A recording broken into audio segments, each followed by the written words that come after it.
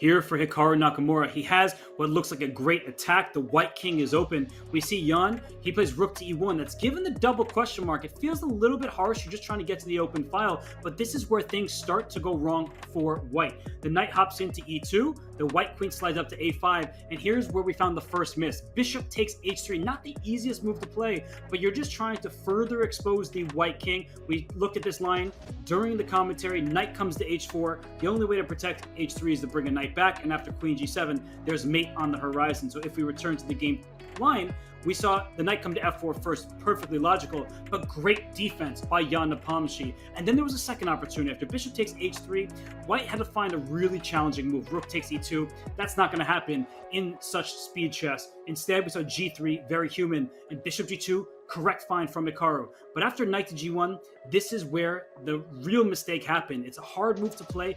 It's actually, you won't believe it, queen g7. You're leaving your knight under attack, but the whole point after gf4 is similar to the other variation. There are all sorts of nasty checkmate ideas. Bishop f1, that deserves 3 exclamation points, maybe 300. The rook can take to protect the knight on g1, which is now loose. You have to take that bishop because otherwise queen g2 would be mate. And after rook takes, knight f4, bishop f3, white is holding off the checkmate for now, but still the attack rages on. The white king has to go out into the open, and even here, it's still not obvious. It seems like the move, I'm using the engine off to the side here, f5. I mean, come on, this is asking for too much. Yeah, Danny, I hear you. This is just ridiculous stuff. Hikaru cannot be blamed for missing a deep variation with a double piece sack, but as the game continued, just to zoom through here, white was actually winning. Hikaru could have made a draw at this stage once Jan made a mistake.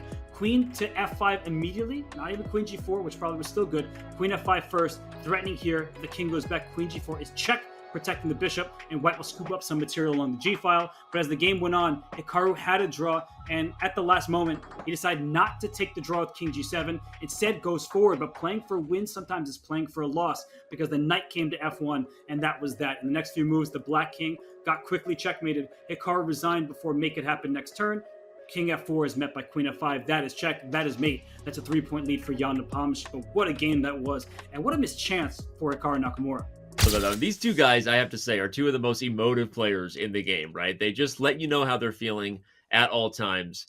And whether Fabiano agrees with reading body language or not, Fabiano doesn't have the microphone. By the way, hi, Fabi. I know you're watching. He's always watching. And we saw Jan Nepomniachtchi sitting next to Magnus during that World Team Blitz event and just making all sorts of faces. Those two were a hilarious duo. And in this game, after a loss, Jan plays an opening that takes us back to our childhood, where he has this center that looks quite nice. If black ever takes, white is saddled with an isolated pawn, but the knight improves his location. So I think both players are happy with the position that we have on the board. And Danny, Hikaru, if he gets the type position that he enjoys, he's super dangerous, and there's a knight on d3 that might wrap around to f4. This knight also looking quite dangerous. Speaking of Samwise Gamgee, right? The knight is on one of the greatest adventures here. And will it make its way all the way to f4? I mean, by the way, you'll take b2 next if you give it to me. So Jan taking a think, and the only other thing you have to say is that after getting that win, Hikaru playing very quickly here. So even if both players were happy out of the opening, Hikaru seems very comfortable. Yeah, he should be, because this knight, as you said, is poking at b2. I was expecting a move like queen c2 to protect and attack the knight, and then the knight heads back to f4. So I feel like black couldn't have asked for more out of the opening. Instead, he plays bishop b3. I have to say, wasn't on my radar. I was so locked into queen c2. But Danny, I like moves like this because you're staring at black center all of a sudden. He does play c6, does Hikaru, but what do you make of this? It feels like Hikaru playing super fast. You believe he's in preparation still? Yeah, I mean, it would seem that way. He's got not more time than he started with, but still a lot on the clock, almost a minute advantage over Jan. But okay, maybe now he starts to think.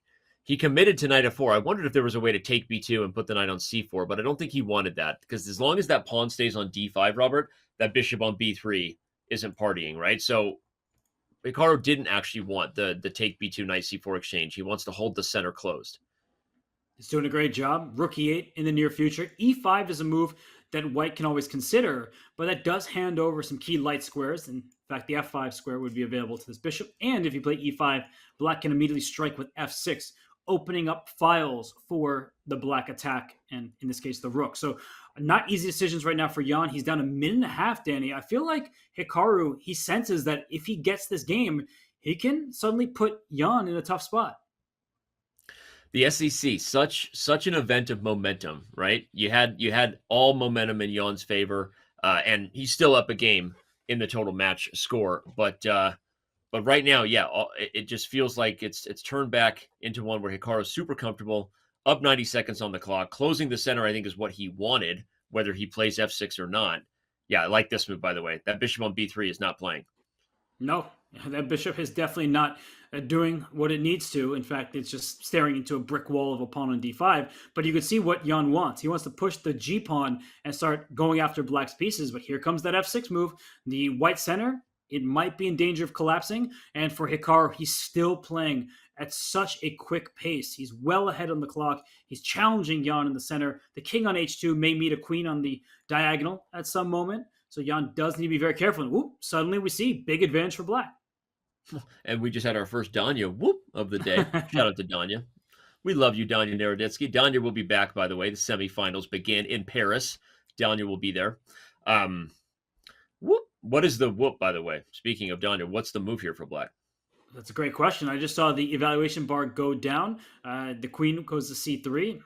Not the most unreasonable move, especially with the knight heading to d3, but simple chess gives black the advantage. Sometimes Yeah. the evaluation bar, Danny, makes me want to go for some kind of sacrifice, but Right. it's not the first sacrifice. It's bishop takes h3 coming to a theater near you. Just simple chess. Bishop takes h3 as a threat. Checkmate on g2 will be the end of that story if it happens. So, okay, Jan takes f6. We have fireworks. The best move, apparently. Does black just take h? No, black just takes back. Okay. And I guess smart. Jan, Hikaru's just maintaining the tension, baby. yeah, but Jan playing so quickly right now. I know he's down on the clock, but I mean, he's not spending any time here. He has the worst position because black has more activity. That bishop on b3 is still terrible, as you called it out before. The pawn on d4 isolated, which means it's the target. And black's king is safer because white's king is being stared at by all of these black pieces. You could see a sacrifice on g2 at some moment that you have to look out for. It's creative defense, though, I have to say. We should highlight that Jan's idea is that, okay, if you took on e1, he would have taken with the knight, and then the queen would have guarded things along the third rank. And if you took h3 first, then white could have taken e8. So Hikaru apparently found the best computer move, as he does, using his time wisely. And okay, this is looking very scary. But Jan is still defending. What was it? Just go back and move here, right? The eval bar went heavily in black's favor, and I was wondering if there were better opportunities. And you could see like Hikaru, he's trying to pounce, but the engine, this is aided by that. Bishop takes h3. If you take, then this knight pops in, and h3 is a target. I understand the knight can come back to g1, but now you're unable to cover the g2 square and submit down the g file. I was sitting here and then the moment you touched the 903, I was like, it's queen g7 at the end. You open the g file, and it wouldn't have been possible before, but that queen on a5 has sidelined herself to defending. So Hikaru missed this. Owie. Yes, and look at Jan, by the way. That bishop that was doing nothing, here it comes. He's trying to save the day by saying, your knight on e2, it's deep in my camp, but it also can be targeted. So that miss by Hikaru, we know how amazing of a tactician he is. And if he had spent more time, I think he would have found that. Agreed. It's almost like both of these guys are so quick and often thinking about using the clock as a weapon, but we've seen rare times where even guys of this level can overuse that weapon and maybe not sense that that was the critical moment. Now if you go for bishop takes h3, it doesn't work in the same way. White can take e2 first, and if you try to play queen g7 here first, I assume white can even get away with g3 maybe and defend.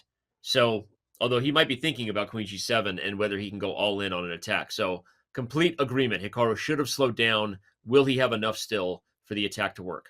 Such a tricky position. Queen g7. There's also knight h4 ideas, and that bishop on f5 is loose. And this is the problem sometimes when you play these positions where suddenly things get intense and you may not find the right continuation. Speaking of g3, that feels like a very human move, and it was given a question mark because objectively it's bad. But actually, I'm not positive what the alternative was for white because you couldn't take on h3, otherwise the queen would have delivered mate. Hikaru leaned in there. You see, Hikaru Nakamura, number 7. It's the most powerful magical number. He senses it, right? Is it? Expelliarmus. No, I'm kidding. Avada Kedavra. What is the kill spell? That's what he wants.